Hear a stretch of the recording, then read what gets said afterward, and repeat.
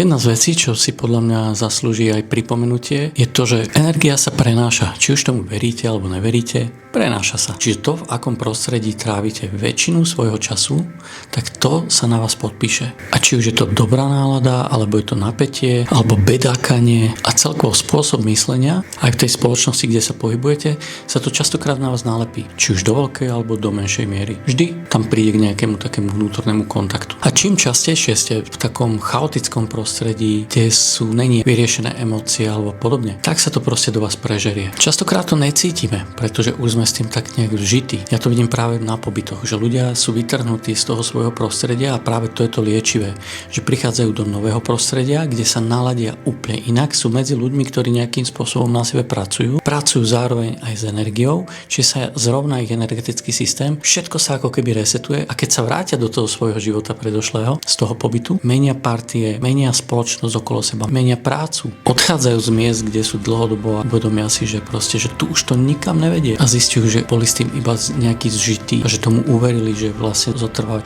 v tom je úplne OK, pretože vďaka tomu, že sa odpojili od toho celého, vyčistili si svoju energiu, vyčistili si svoju myseľ, tak už im to absolútne nedáva zmysel zotrvávať v niečom takom a vidia tam hlavne ten obrovský rozdiel medzi nimi a tým prostredím. Zároveň, ono nemusí to znamenať, že teraz prepustíte všetkých ľudí zo svojho života a poviete si, že sú niečo menej ako vy a vy sa cítite proste nadradení. To vôbec nie je cieľom toho. Je to len o tom, že vy si v ten daný moment ako keby stanovíte svoje vlastné hranice. Že toto chcem, toto nechcem. A čo mi toto prináša do môjho života? A to je tá správna otázka. Som tu šťastný? Prináša mi stretávanie sa s týmito ľuďmi alebo chodenie do tejto práce, do tejto spoločnosti. Hoci ak si to kľudne poriešte na svoju situáciu a podľa toho si položte tú otázku. A to, aká príde odpoveď z vašeho vnútra, tak to je to, podľa čoho by ste sa mali zachovať. Ak budete neustále chodiť do spoločnosti, kde je chaos, kde sa nikto neposúva, tak nemôžete čakať, že vy sa budete posúvať. Aj keby ste sa akokoľvek snažili, vždy vybehnete tie schodíky